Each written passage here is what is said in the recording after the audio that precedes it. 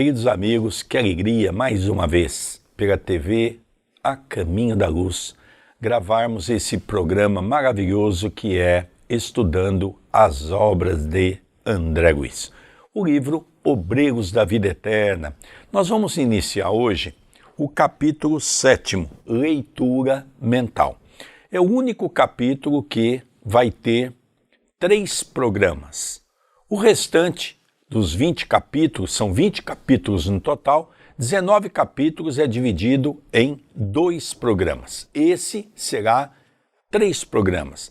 Vale a pena nós estudarmos esse capítulo, uma médium clarividente, em ação, que coisa linda que é o trabalho da mediunidade. Antes de nós iniciarmos, tudo bem com você, André Luiz? Tudo bem, querido Sérgio, que alegria em podermos iniciar o capítulo deste livro que tem nos ensinado tanto, que os nossos amigos que vêm nos acompanhando possam também sentir a paz, a luz, a harmonia que a espiritualidade vem nos envolvendo. Hoje ele é um capítulo diferente porque as leituras são maiores, porque são histórias.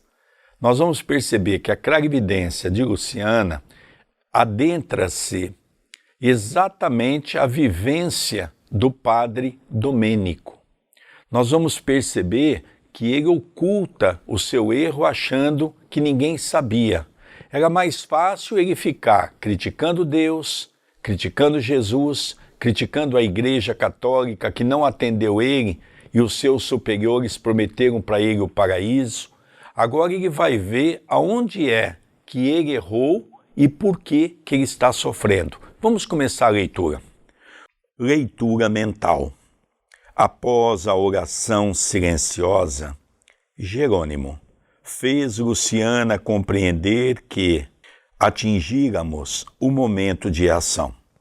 A enfermeira clarividente, evidenciando carinho fraterno, aproximou-se do infeliz e, depois de fitar-lhe a fronte demoradamente, começou: Padre Domênico, vossa mente revela o passado distante e esse pretérito fala muito alto diante de Deus e dos irmãos em humanidade. Duvidais da providência divina.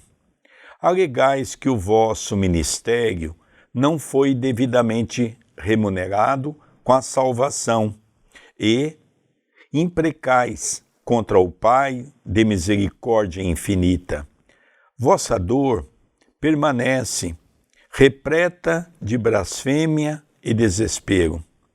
Proclamais que as forças celestes vos abandonaram ao tenebroso fundo do abismo. E, porventura, não é assim? Gritou o desventurado, interrompendo-a, compelido pelas circunstâncias da vida humana, a servir numa igreja que me enganou. Negam-me o direito de reclamar? O Evangelho não tem palavras de mel para o ato de Judas? Deverei, por minha vez, louvar os que me traíram? Não, Domênico. Vossos amigos não cogitam de criticar instituições. Desejam tão somente amparar-vos. Não concordais no vosso desvio da conduta cristã? Teríeis, de fato, agido como sacerdote fiel aos sagrados princípios esposados? Esperaríeis um paraíso de vantagens imediatas para cá dos túmulos? Tão só pelas insígnias exteriores que vos diferenciaram dos outros homens? Não ponderastes a extensão das responsabilidades desassumidas? Oh, que perguntas! Exclamou o interpelado com indisfarçável azedume. A organização religiosa a que servi prometeu-me honras definitivas. Não era eu diretor de grande coletividade social? Não ministrava o Santíssimo Sacramento? Não fui recomendado ao céu? Aqui nós começamos a observar um diálogo que também ocorre numa atividade de desobsessão. Só que neste caso, a ocorrência foi toda no âmbito espiritual. Aqui nós vemos um espírito que preferia culpar a Deus, a igreja, a religião, ao que lhe foi prometido, do que ele assumir os seus próprios equívocos. Não estamos aqui inocentando a Igreja Católica. Não estamos aqui dizendo que ela não tem participação no equívoco do padre Domênico. Mas neste caso, a responsabilidade maior fora dele. Mas só que ele tinha que fazer uma escolha.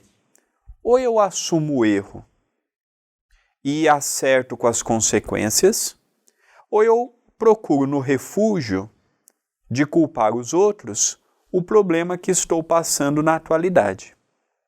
E ele optou por esta segunda via, de culpar Deus, de culpar a igreja, de culpar os seus superiores, de não encontrar o céu que haviam prometido.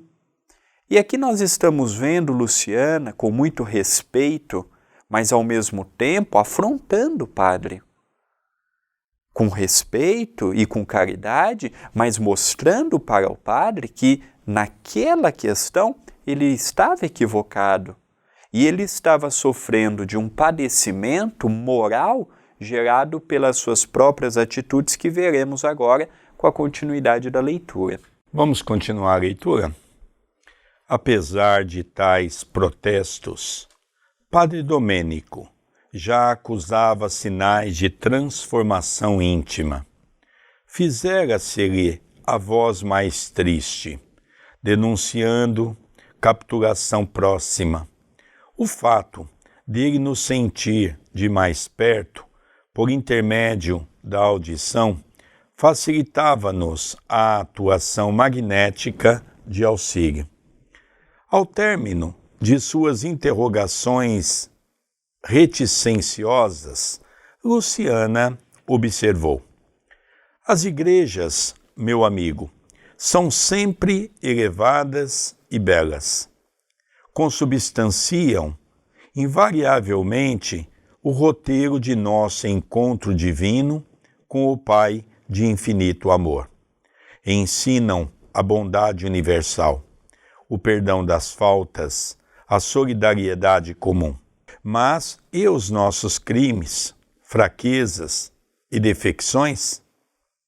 Em geral, todos nós que somos filiados a correntes várias do pensamento religioso na Terra, exigimos que se nos faça justiça.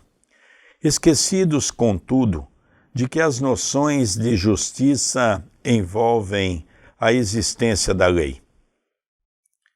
E como ludibriar a lei, soberana e inalterável, embora compassiva em suas manifestações, não concordais que é absurdo reclamar determinado procedimento dos outros, esperando para o nosso eu, tirânico e desequilibrado, as compensações somente devidas aos observadores das regras de purificação, das quais não passamos de meros expositores no campo do ensinamento? E a confissão? Tornou Domênico visivelmente impressionado com as palavras ouvidas. Monsenhor Pardini ouviu-me antes da morte e absolveu-me. Na continuidade da narrativa, Luciana procura mostrar para Domênico que as religiões elas têm acertos, mas elas também têm equívocos, porque é formado pelos homens, pelas mulheres. O corpo doutrinário de uma religião, ela tem muitas belezas que às vezes, pelo nosso egoísmo, diminuímos o seu valor e diminuímos a sua eficácia. Não é que a religião é menor ou é maior, e sim o modo que lidamos com ela. E conforme ela foi dizendo isto, Domênico disse, em contrapartida, mas olha, o Monsenhor Pardini me ouviu naquele leito de dor, eu quase regressando. Ele me ouviu e ele me absolveu de todos os equívocos que eu havia cometido. Como é que fica essa situação toda? Ele desencarnou profundamente convicto de, por ter falado tudo o que ele havia feito e recebido o perdão religioso, ele chegaria no mundo espiritual isento dos seus problemas, dos seus erros, das suas más condutas. Mas nós vamos ver que o perdão religioso não representa nada. Nós vamos ver que as ações não são perdoadas por um simples chefe religioso que nos ouve e fala, está perdoado. Se fosse assim, seria muito fácil. A grande verdade é que as religiões interpretam da maneira que os homens julgam ser correto. Allan Kardec dá uma definição de religião belíssima, quando ele diz que os livros sagrados são abençoados. Quem destoa é os homens que a manipulam. E é verdade. Ou seja, nós nos achamos em condições de falar em nome de Deus e de responder situações envolvendo as leis da natureza que não pertencem a nós. Como é que pode um padre, como é que pode um pastor, como é que pode um dirigente budista, um dirigente espírita, como é que pode um dirigente da religião dos muçulmanos que prega o Alcorão, como é que eles podem agir em nome de Deus, absolvendo aquelas criaturas que cometeram tantos enganos? Deus criou uma lei e o Espiritismo nos mostra perfeita, onde cada um de nós responderemos pelos nossos atos. Quando Chico Xavier disse, os espíritas estão desencarnando mal, porque muitos espíritas ainda acham que porque fazem sopa, trabalham no passe, trabalham na sessão mediúnica, trabalham no atendimento fraterno, frequenta o centro, faz parte de diretoria do centro, quando não é presidente do centro, que já estão com uma vaga assegurada em nosso lar ou em um lugar bom no mundo espiritual. Nós temos que entender que o que vai nos levar para um lugar bom ou um lugar ruim são as nossas atitudes. Só que para tocar Domênico, ele já começa a estar tocado, ele já começa a perceber que ele havia cometido alguns erros. Nós vamos entrar em algumas pessoas que têm um ódio profundo contra o padre Domênico, pelo mal que ele fez a essas pessoas, algumas irmãs, alguns irmãos, que ele lesou de uma certa forma. Vamos continuar a mensagem para nós irmos entendendo todo esse processo e para que Domênico possa perceber que perante Deus ele cometeu um equívoco. É só dessa maneira, quando nós, em vez de julgarmos Deus, Jesus, os espíritos, a família, o outro, nós só conseguiremos nos levantar do buraco que nós caímos a partir do momento em que nós reconhecer os erros que nós mesmos cometemos. Vamos para a leitura. E confiastes em semelhante medida? Vosso colega de sacerdócio poderia induzir-vos ao bom ânimo e à coragem necessária ao serviço de reparação futura, mas não conseguiria subtrair-vos à consciência os negros resíduos mentais dos atos praticados. Vosso coração, Padre, É um livro aberto aos nossos olhos, envolvido nas trevas. Injuriais o nome de Deus e sua justiça. No entanto, a viva descrição de vossas reminiscências são bastante expressivas.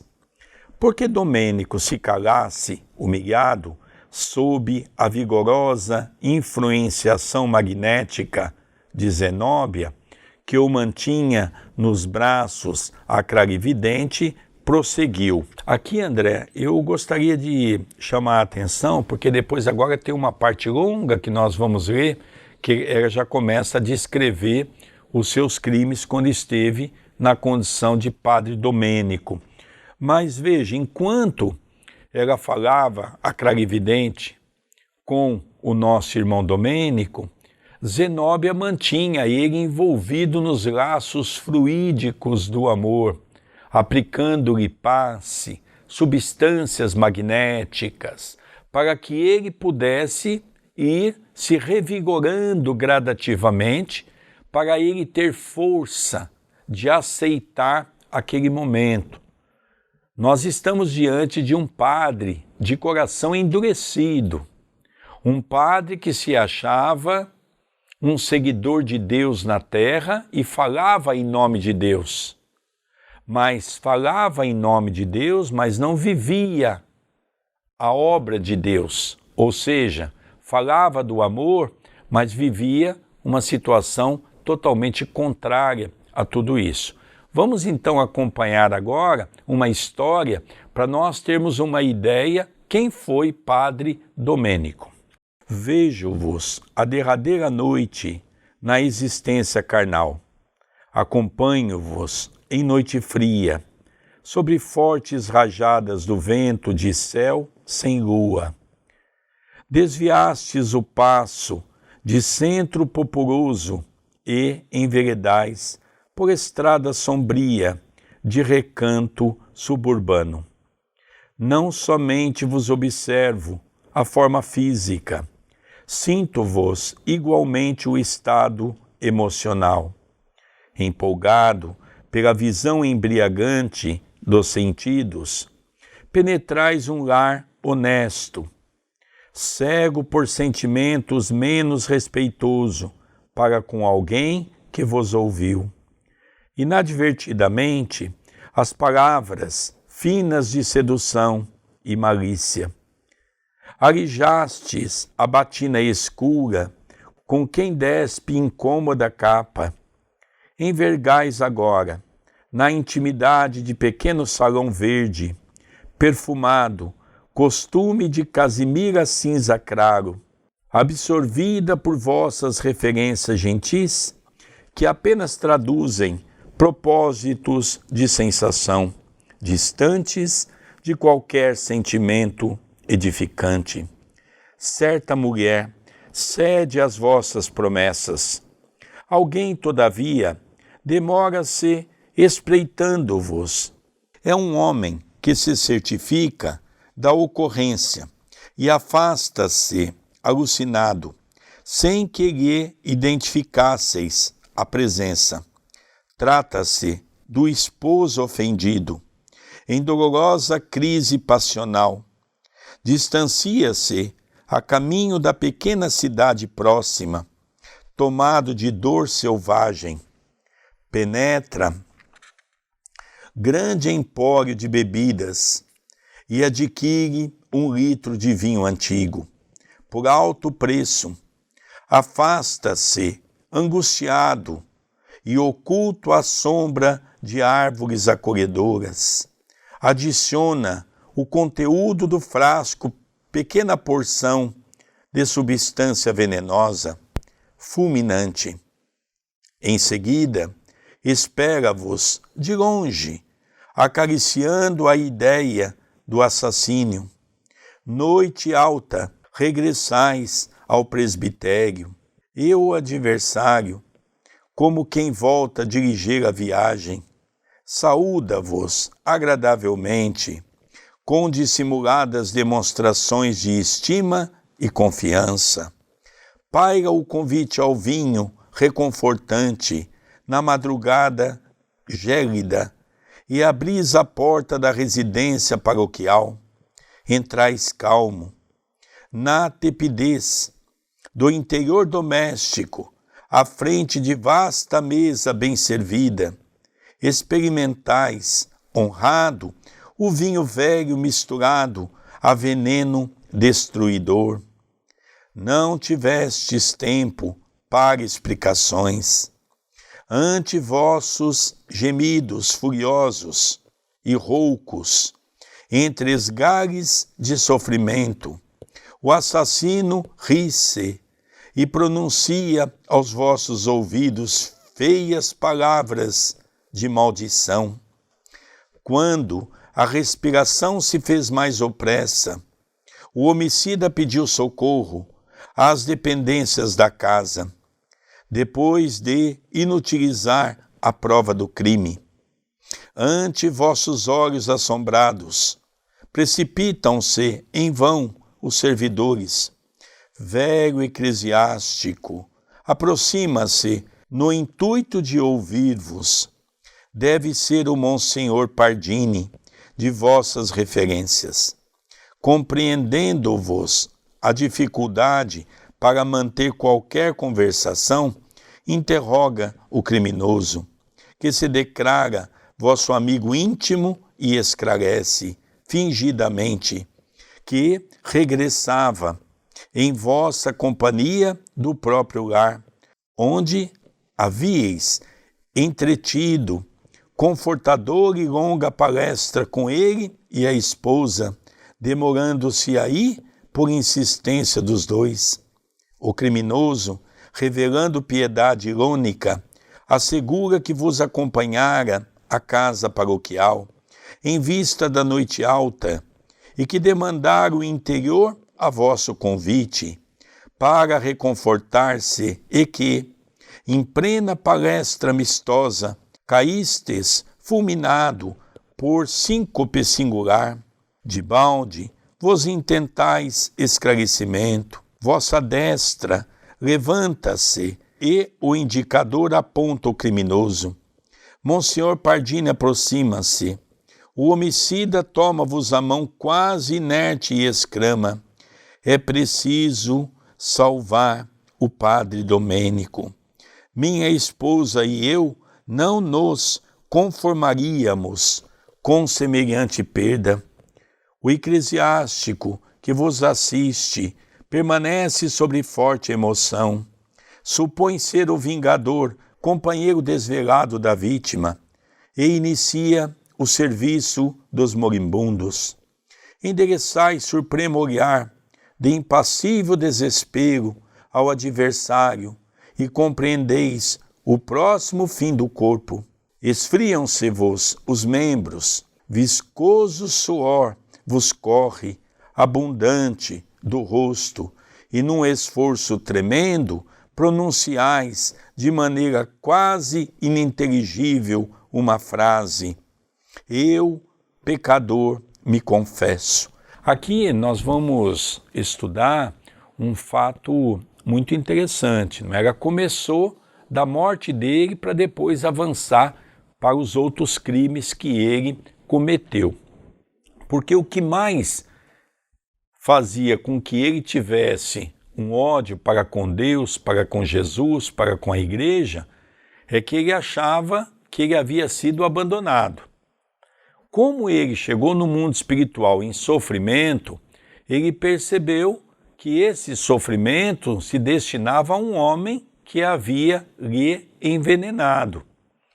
Mas o que ocorreu para que esse homem o envenenasse? Esse homem estava fora do lar. Quando ele chega mais cedo do que o habitual na sua casa, ele percebe que a sua esposa estava conversando com alguém na intimidade. E ele percebe que esse alguém é o padre Domênico, que estava tendo um relacionamento com a sua esposa. Ele foi pego de súbito com aquela raiva, com aquele ódio.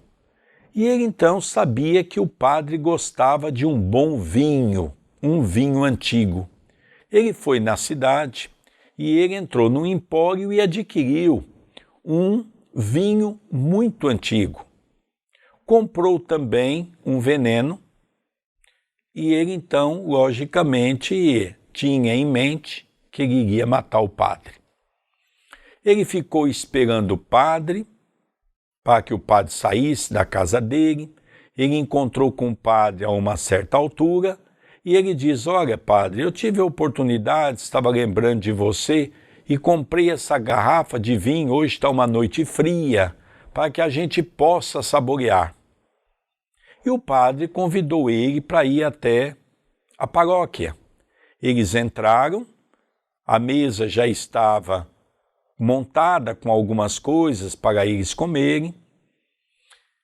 E aí então ele abriu o vinho e o padre tomou aquele vinho. Como o vinho tinha uma substância muito forte de veneno, foi quase que fatal. O padre percebeu que ele havia sido assassinado, que ele havia sido morto, mesmo porque a sua consciência já demonstrava que ele havia feito um erro para com aquele homem que descobrira o crime que ele estava fazendo.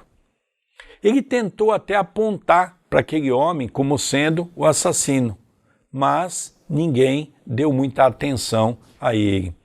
Então esse foi a clarividência que ela começa a ver da vida dele, do livro da vida dele, onde ele já está começando a perceber que ele cometeu sérios equívocos e que ele não foi morto à toa. Ele cometeu um erro para com alguém que não lhe perdoou. E no final ele tentou assumir o erro, confessando, e nós vamos ver no desenrolar da narrativa que ele era tido como um padre de conduta reta. As pessoas não compreendiam, na sua maioria, muitos casos deste. Ele agia nos bastidores. É o que nós vemos até hoje. Às vezes, vem uma denúncia, vem uma confirmação de determinados desvios religiosos no quesito da conduta, igual este caso, e a primeira coisa que a pessoa diz: mas olha, aquele homem era tão bom, aquela pessoa era tão boa. Era o caso do padre Domênico, que nós vamos percebendo no desenrolar da história. Para a comunidade era um padre generoso, um padre afável, um padre com uma conduta reta, mas que, não dominando os impulsos que ele ainda tinha nesse sentido, ele se desviou, levando muitas pessoas também ao desvio. Vamos continuar a leitura. O religioso que vos acompanha, porém, fecha-vos os lábios, no intuito de poupar-vos e assevera: Domênico, descansa em paz. Ao sacerdote reto não se faz necessária confissão no alento derradeiro. Ainda hoje ministraste a sagrada partícula. Pede a Deus por nós no céu. Em seguida, concede-vos plena absolvição de todos os pecados da existência humana, tratando-vos a personalidade espiritual cheio de santa confiança. A palavra do colega, porém, perturba-vos a consciência. No fundo, sabeis que a morte vos surpreende em doloroso abismo. Em vão tentais receber a paz que Monsenhor Pardini vos deseja. Debalde procurais desviar o olhar do envenenador que vos segue mordaz. Vossas mãos tombam inertes. O religioso amigo segura o crucifixo que não sentis. Vossos olhos param na contemplação da última cena. Abre-se porta da alcova espaçosa, e alguns servos ajoelham-se em pranto. Não distante, um sino toca, fúnebre aviso. Amanhece, entretanto, semi-inconsciente, fustigado pela dor e pela desesperação. Não vos vejo desfrutando as claridades do novo dia que surge. Cá fora, há círios acesos e atitudes respeitosas. dos paroquianos que se multiplicam, visitando-vos os despojos após o laudo médico de bondoso facultativo que, intimamente, vos crê suicida, fornecendo, porém, explicações da causa mortis, como fulminante ataque de angina, a fim de evitar escândalos e perturbações no círculo sempre venerável da religião. Há pessoas que choram, sinceramente, e ouço comentários elogiosos ao vosso pastoreio sacerdotal. Dentro de vós, todavia, prevalece imensa noite, gritais como o cego ao abandono, no primeiro instante de cegueira inesperada.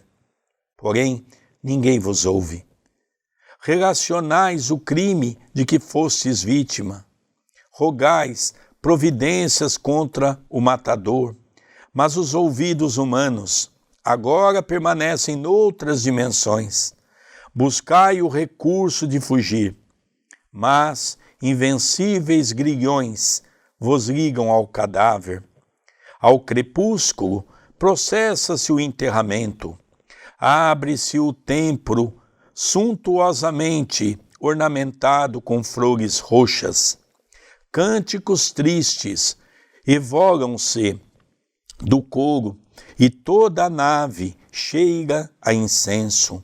Com grande pompa em todas as minudências das exéquias, vosso corpo desce ao último abrigo. Entretanto, permaneceis ligado às vísceras decompostas. André, antes de você comentar, eu analisei 2 pontos aqui de fundamental importância. Ele não chega a fazer a confissão, porque quando ele vai, ele só se diz culpado, ele só se diz que ele precisava fazer a confissão porque ele sabia que tinha cometido alguns erros. Quando ele vai começar a falar, ele desencarna, ou seja, não dá tempo. Pardini tinha nele um exemplo, um homem de vida reta, como você mesmo mencionou há pouco. Então, logicamente, quando foram fazer os testes, perceberam que ele havia morrido envenenado. Como ele era um homem bom, o que eles imaginaram? Que ele havia se suicidado. Antigamente, quando a pessoa se suicidava, dentro da linha da Igreja Católica, dentro do seu alicerce, dentro da sua disciplina, ela não faz a recomendação do corpo. Quando o médico procura o Monsenhor Pardini para lhe dizer que ele havia se suicidado, então eles alteraram o laudo para dizer que ele morreu de angina do coração. Para nós termos uma ideia como naquela época isso tinha um peso muito forte. E é importante nós mencionarmos também que este livro é de 1946. Essa história é do final do século XVIII, século XIX. A Igreja Católica tinha um poderio imenso comparado com a atualidade. Hoje ainda, ela tem uma abrangência enorme, mas não se compara com alguns poucos séculos atrás. O sacerdote religioso era visto como um legítimo representante de Deus na terra, e a sua palavra era a lei. As pessoas seguiam sem indagar, sem questionar. O que ele dizia era um ponto final. Então nós estamos diante de uma situação que não podemos analisar com a cabeça de pleno século XXI. Hoje é diferente os rituais. Hoje a igreja evangélica no Brasil cresceu muito. Hoje o espiritismo menor, mas tem a sua participação, e outras religiões mais. Então é muito importante nós vermos este cenário levando na época que ele ocorreu. E nós percebemos também, André, agora vamos entrar naquela parte que a nossa irmã Luciana começa a descrever o sofrimento que ele passou no mundo espiritual, ou seja, que ele começa a passar.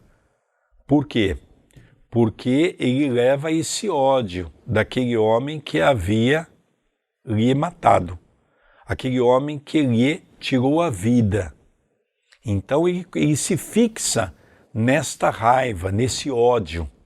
Então nós vamos agora perceber um pouquinho o que ele passa, não é? Vamos relembrar que quando o Monsenhor Pardini se aproxima do algoz que tinha envenenado o padre Domênico, o padre já estava quase que semi-morto quando ele anuncia para que as pessoas pudessem socorrer. O padre Domênico chega até a apontar para ele, mas ninguém entendeu direito o que estava acontecendo.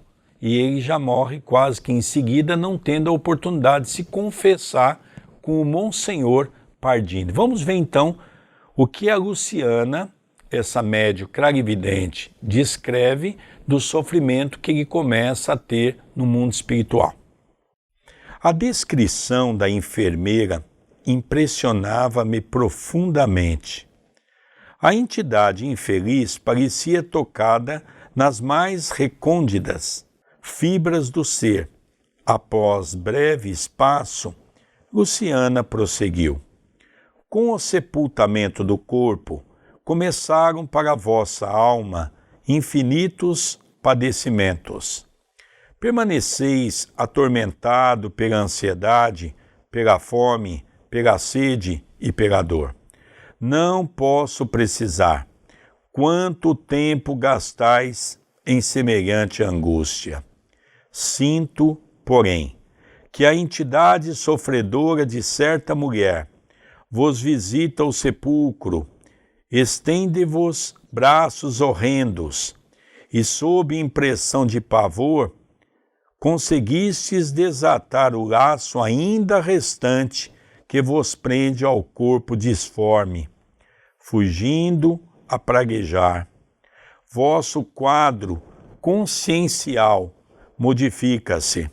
Recordais o drama da infortunada que vos apareceu, suplicante. Ó, foi também vítima de vosso poder fascinador.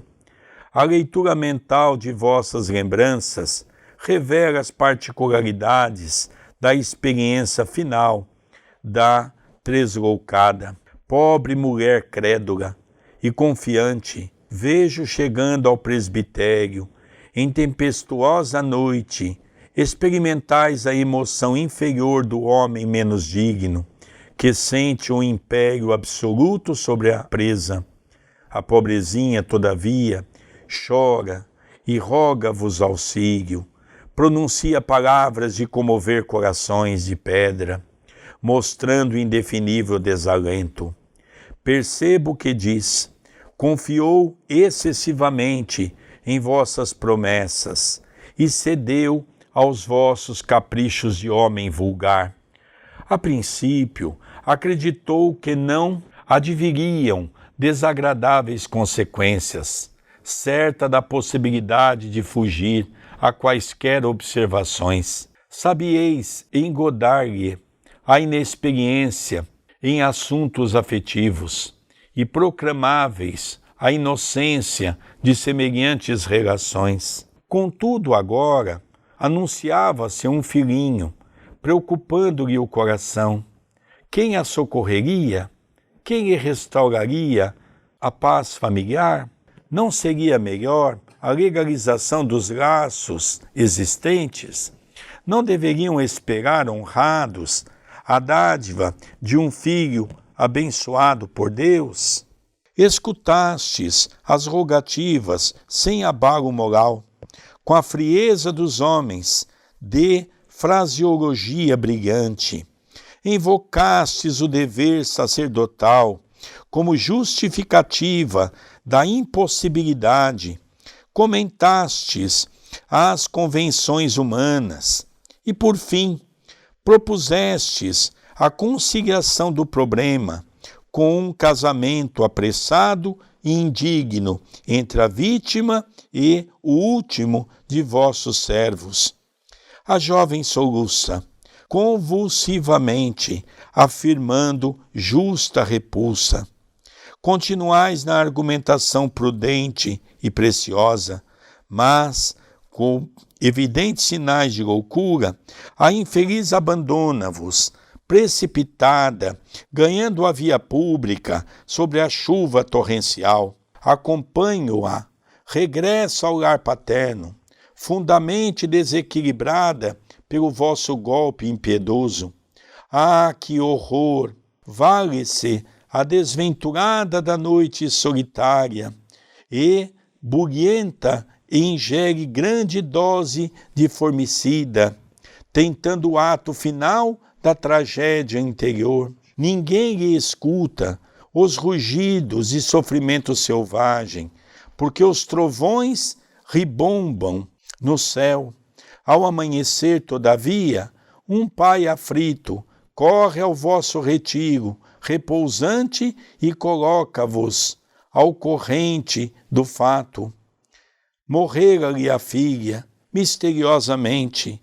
Como aclarar a situação? Não procedia com acerto, buscando o conselho sacerdotal? Recebeis a notícia, disfarçando dificilmente a emoção, repetindo textos evangélicos para consolar o amigo confiante. Preocupado, ponde-vos a caminho da residência, enlutada. No entanto, sinto-vos perfeitamente o estado mental. Não vos aflige a perda de alguém que vos poderia estorvar a tranquilidade. Preocupa-vos a descoberta de algum recurso, aparentemente digno, que se conserve a cavaleiro da situação imprevista, pronunciando palavras confortadoras.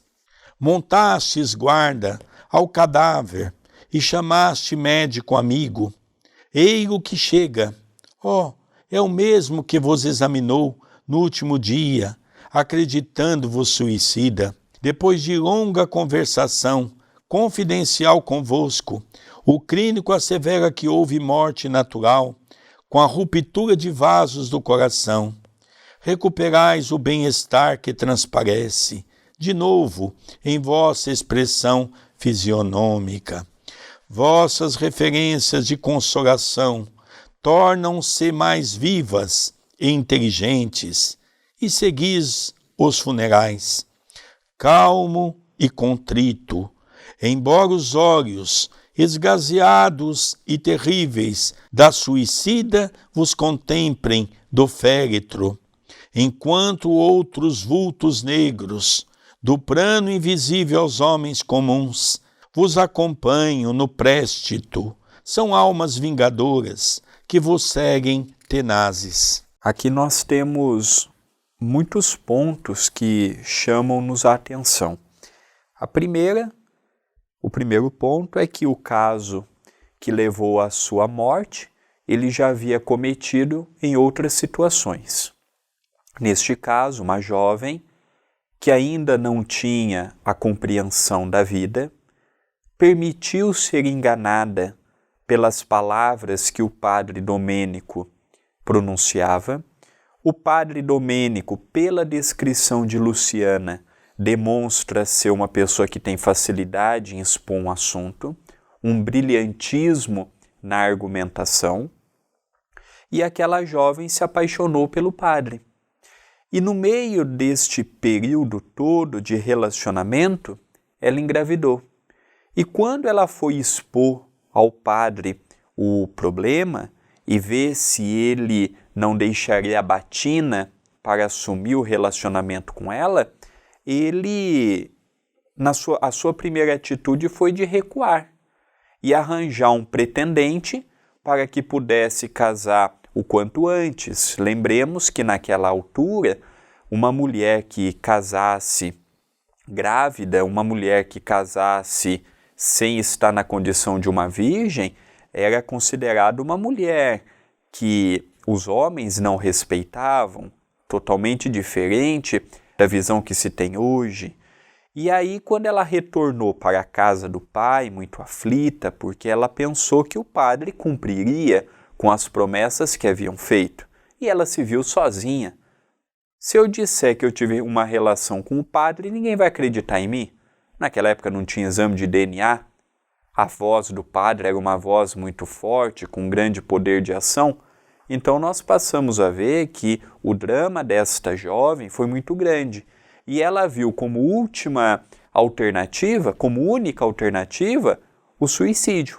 Ela tirou a sua vida, chegou no mundo espiritual numa condição horripilante, acompanhou todo o funeral, porque ela sabia do ato que ela havia cometido com ela. O padre Domênico, uma mente argilosa, envolve o médico para que o veredito do médico fosse favorável a uma causa natural e que não viesse a mexer no corpo dela, descobrindo, por exemplo, que ela estava grávida. Então nós vemos toda a trama. Era um padre frio, calculista, ele sabia muito bem o que ele estava fazendo, não era um homem ingênuo, um homem de pouca intelectualidade, um homem desses que nós colocamos a título de homem simples. Não, ele fez tudo o que ele fez premeditadamente.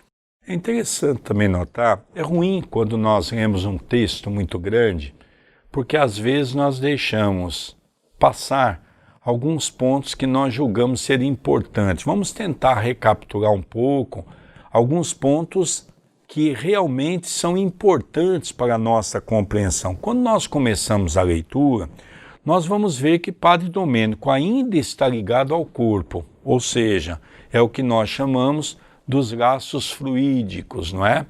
Como Allan Kardec traz para nós, é exatamente aqueles laços que ligam o nosso perispírito ao nosso corpo físico. Allan Kardec chama isso de liames. Ele ainda estava ligado, o último liame a ser desligado é o cordão umbilical. E nós sabemos que o suicídio, por exemplo, é o que se demora mais tempo para se desligar. Os espíritos mais endurecidos também. Vamos perceber que o padre Domênico ainda estava em sofrimento, já desperto o seu espírito, mas ligado ao corpo. Quando ele percebe que essa mulher, em forma de farrapo, em forma de uma situação assim muito comovedora, de tal era a pobreza espiritual daquela mulher, se aproxima dele e começa a o atormentar. Então ele conta aqui que ele lutou muito para se desvencilhar e romper esse cordão umbilical, esse laço que ainda existe do perispírito, porque ela começou a atormentar a ele. E a partir daí, então, ele começa a perceber que ele tinha arrumado muita confusão na vida dele. Nós vimos o caso de quem matou ele, foi uma pessoa que era um homem que tinha uma esposa na qual percebeu que o padre estava na casa dele e estava tendo um relacionamento. Esse é um outro caso de uma mulher que se engravidou e foi cobrar dele uma postura de homem, queria constituir uma família, e ele então a desprezou e ela se suicidou. Só que nós temos 2 casos de abuso sexual. Então nós estamos vendo, por exemplo, no movimento espírita, não é? Nós precisamos se atentar. Parece que as pessoas passam desapercebidas. Então a gente percebe que isso tem, de uma certa forma, um agravante. As pessoas que têm essa condição sexual desregrada, logicamente vai ter compromisso no mundo espiritual, tendo em vista as sequelas daquilo que gerou os seus atos. Então essa parte me chamou muito a atenção, foi que a primeira pessoa que obsediou ele, quando ele ainda estava ligado no corpo pelos laços fluídicos, foi essa irmã que realmente foi o atormentar. E ela, quando desencarna pelo suicídio, ela já passa a acompanhar também o padre Domênico, com outros vultos negros que trabalham com estes espíritos que procuram atrapalhar os outros no sentido da ingenuidade. Porque, olha, o plano espiritual É a mesma coisa nós analisarmos a nossa penitenciária. Não é todo tipo de preso que pode estar junto. Tem determinados crimes que são cometidos que os próprios criminosos não admitem e que, se forem colocados junto com eles, podem até matar aquelas pessoas. Então nós vemos que no mundo espiritual mesmo inferior, a atitude de um padre fazendo o que ele fez também era desprestigiada por muitos obsessores que passaram a trabalhar na causa desta irmã envolvendo ele. Ele imaginou que ela morrendo, o seu problema estava solucionado. Muito pelo contrário, ele ganhou um outro grande problema. Aqui nós percebemos também que para André Luiz, esse não é um fato novo. O pai dele, um comerciante muito famoso no Rio de Janeiro, também tinha as mesmas práticas. Tinha relacionamentos sexuais com as moças, prometia casamento, prometia dinheiro, prometia uma vida fácil e não cumpria. Não só que muitas também se suicidaram, muitas foram para vias da prostituição. E quando André Luiz, ele indaga a mãe em Nosso Lar: mãe, e o pai, como está? Seu pai está sob terrível assédio de 2 mulheres. O seu pai tinha um desregramento sexual. Ele envolveu muitas mulheres. 2 delas nunca o perdoaram. E quando ele desencarnou, era de uma falange tão tenebrosa que levaram ele para o abismo. E depois ela narra aquela parte bonita, que ele diz: olha, André, eu pedi e roguei para reencarnar novamente, aonde eu gostaria de ter uma outra oportunidade com o seu pai. E foi aceito. E aquelas 2 mulheres que não o perdoaram, nós vamos receber em nosso lar como as nossas filhas. Quem quiser estudar esta parte que o Sérgio está narrando, nós temos o estudo na íntegra do livro Nosso Lar aqui pelo nosso canal, aqui pela TV A Caminho da Luz. Lembramos o que o Sérgio disse no início do programa. Em especial, este capítulo darão 3 programas. Habitualmente dão 2 programas. Como este tem um pouco mais de leitura, porque estamos vendo as reminiscências do padre Domênico, nós vamos ter mais 2 programas continuando o estudo de hoje. Você já deixou o like na página? Já comentou? Já compartilhou? Já se inscreveu no canal? Nós convidamos os amigos, as amigas para fazerem tudo isto. Se você ainda não participou do Evangelho no Lar, todos os domingos às 18 horas, aqui por este canal, nós temos realizado.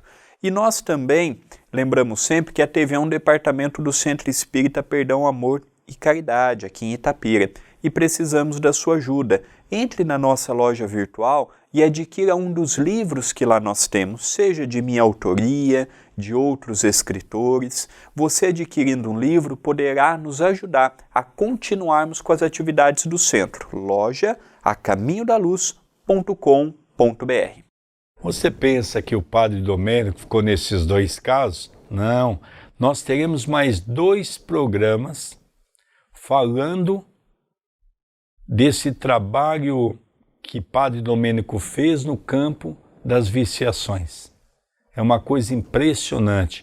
E quando ela ia continuar num determinado momento, ele pede que não havia mais necessidade, que ele estava consciente que ele era um criminoso confesso. Porque nós só conseguimos entender os nossos erros e tentar trabalhar pela nossa melhoria a partir do momento em que eu me conscientizar que eu errei e eu preciso me melhorar.